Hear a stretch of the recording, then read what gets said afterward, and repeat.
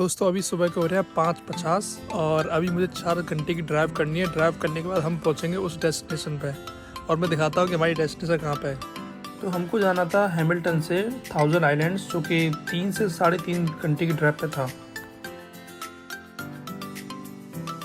अभी मुझे बहुत नींद आ रही है तो मैंने सोचा कि मैं टिम हॉर्टन से मीडियम डबल कॉफ़ी लेता हूँ। तो मैंने वहाँ से अपने लिए कॉफ़ी ली मॉर्निंग में। आज मॉर्निंग में काफ़ी फॉग है जो कि मिसिसागा और टोरंटो में दिख रहा है।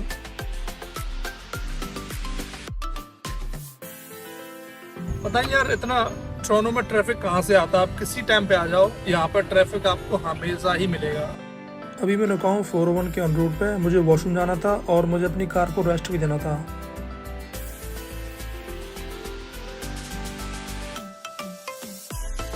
ऑन रूट से मैंने अपने लिए मीडियम डबल कॉफ़ी लिया। हाईवे 401 पर ड्राइव करने का एक अलग ही मजा है। चारों तरफ पेड़ और ग्रीनरी है।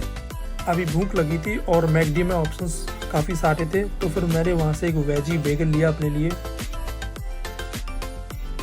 अभी हम आए हैं मैकडी और अभी सुबह के हो रहे हैं 9:22। अभी हम ब्रेकफास्ट करते हैं, उसके बाद फिर ड्राइव करना है। हमें 10:30 बजे अपना डेस्टिनेशन पर पहुँचना है। मैम में दिखा रहा है कि हम 10:18 पर वहाँ पहुँचेंगे। दोस्तों मैं 10:20 पे पहुंच गया हूं और मुझे बस पार्किंग देखनी है। अभी हम आए हैं थाउजेंड आइलैंड्स और ये है टोरंटो से करीब 3-3.5 घंटे की ड्राइव पे। यहाँ पे पार्किंग है जो फ्री है, तो मैंने अपनी गाड़ी वहाँ पार्क की है। गाड़ी पार्क करने के बाद आपको जाना है एंट्री साइड। हमसे पहले काफ़ी लोग पहुँच चुके हैं और हमें बस लाइन में लगना है। लाइन में लगने के बाद मैंने मैप देखा। मैप आपको दिखाता है कि आपको कहाँ आइलैंड में घुमाएंगे। मैंने अपनी फेरी गेट योर गाइड से बुक की थी, जहाँ मैंने $40 एक पर्सन के लिए पे किया और मैंने अपना date and time slot choose करके कंफर्मेशन एंड टिकट मिला। ये है अपने कप्तान जो अपनी फेरी को चलाएंगे।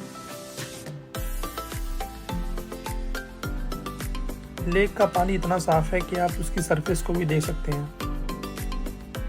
यूजली लोगों के पास कार्स होती हैं, लेकिन यहाँ पे लोग जेट स्की और बोट रखते हैं as a vehicle.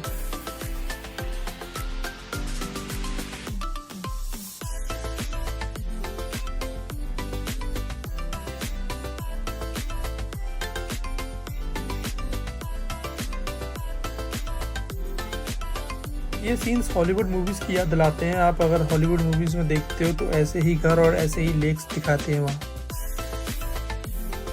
Uncle Sam भी यूएस से घूमने आए हैं, जो कि लोग यूजली यूएस से कनाडा घूमने आते हैं।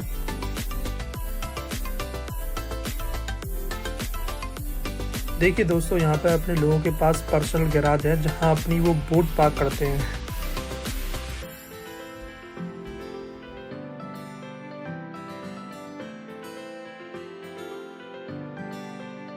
दोस्तों हम जैसे साइकिल चलाते हैं वैसे यहाँ पर लोग जेट स्की चला रहे हैं। दोस्तों आप इस घर को देखिए कितना सुंदर है और उसका एक पर्सनल गैराज भी है जहां लोगों ने अपनी बोट पार्क की है। दोस्तों जैसे गाड़ी चलाने के लिए लाइसेंस लेना पड़ता है, वैसे ही बोट चलाने के लिए लाइसेंस लेना पड़ता है। और जहां यहाँ पे जितने भी लोग बोट चला रहे हैं उनके पास लाइसेंस हैं।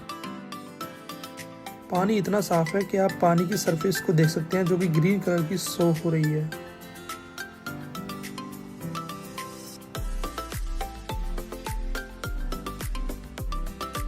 दोस्तों आप जो ये कैसल देख रहे हैं इसका नाम है बोल्ड कैसल। ये बनाया था जॉर्ज सी बोल्ड ने, जो कि एक मिलीनियर थे न्यूयॉर्क सिटी के। ये इन्होंने इसलिए बनाया क्योंकि इस टाइम पे इनके फैमिली समर्स के लिए वेकेशन पर जाती थी इसमें रहने के लिए। अगर आप इसमें घूमना चाहते हैं तो आपको यहाँ पर रुकना पड़ेगा, जो कि आपको अलग से इसका पे करना पड़ता है। दोस्तों यहाँ पे एक चर्च भी है, जो कि लोग अपनी बोट सामने पार्क करके और चर्च के अंदर जाते हैं। मेरी फेरी थी केवल 1 घंटे के लिए। अगर आप कैसल घूमना चाहते हैं तो आपको 3 घंटे की बुक करनी पड़ेगी, जो कि आपको फेरियाँ उतारेगी और आप कैसल के अंदर घूम सकते हैं। यह है कैसल का फ्रंट गेट, जिसमें 6 फ्लोर हैं और 120 कमरे हैं, जिसमें जॉर्ज सी बोल्ड के बच्चे यहाँ पिकनिक और समर वेकेशंस पे आते थे। दोस्तों इंटरेस्टिंग चीज़ ये है कि आप अपनी वेडिंग प्लान यहाँ पे बुक करना चाहते हैं इस कैसल में, तो आप ऑनलाइन यहाँ पे पूरा कैसल बुक कर सकते हैं शादी के लिए। और दोस्तों मुझे दिखा एक फायर स्टेशन जहाँ पे एक फायर बोट थी। यूजुअली लैंड पर फायर ट्रक होते हैं। दोस्तों ये लेक कनाडा और यूएस का बॉर्डर शेयर करती है, तो आपको एक साइड पे यूएस के घर और एक साइड पे कनाडा के घर दिखेंगे। यहाँ पर लोग ग्रोसरी करने के लिए महीने में 1 बार जाते हैं और पूरा ग्रोसरी एक बार में खरीद लेते हैं। उसके बाद मैंने देखा कि यहाँ पे लोग जेट स्की से रेस कर रहे थे, जैसे हम साइकिल और बाइक से रेस करते हैं।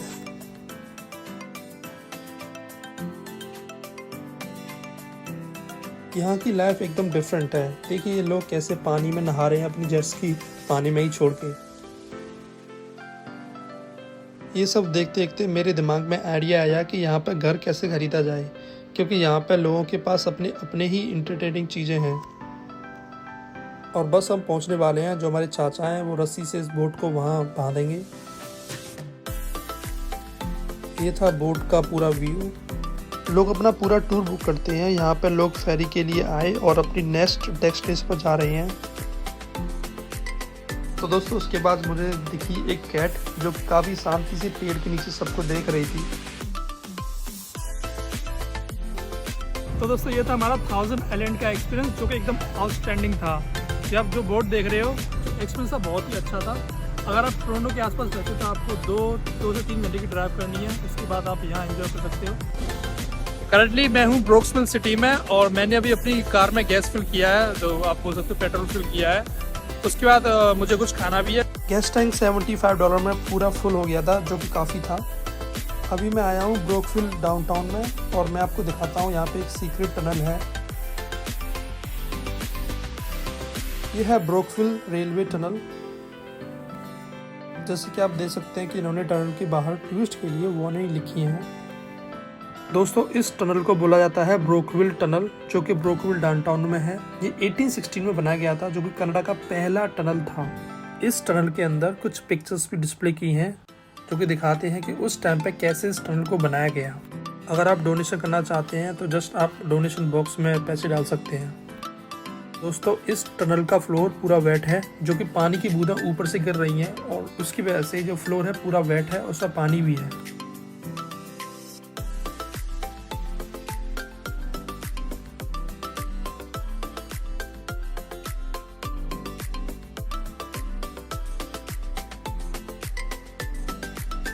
दोस्तों ये पूरा टनल 525 मीटर या 1753 फीट लंबा है और यहाँ पे होता है टनल का एग्जिट। अभी मैं इस टनल के अंदर दोबारा जाऊंगा। अब देखिए कैसे पानी सरफेस से बाहर आ रहा है। दोस्तों इस कोच को बोलते हैं ब्रोक्सविल वैन, जो कि 1956 में यहाँ पे रखा गया था।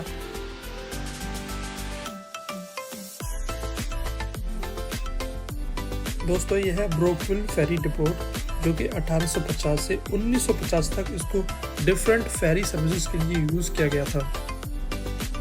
तो ये व्यू 1933 के ब्लू नोज विजिट के नाम से फेमस है। और ये था एक ब्रोक्सविल का छोटा सा मैप। और दोस्तों अभी मैं आया हूँ टिम हॉर्टन्स कॉफ़ी लेने के लिए।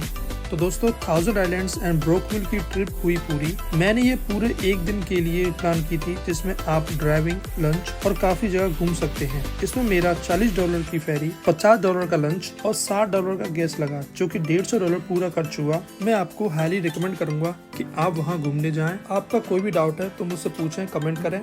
अगर आपको ये वीडियो पसंद आया तो लाइक करें, चैनल को सब्सक्राइब करें और बने रहिए हमारे साथ।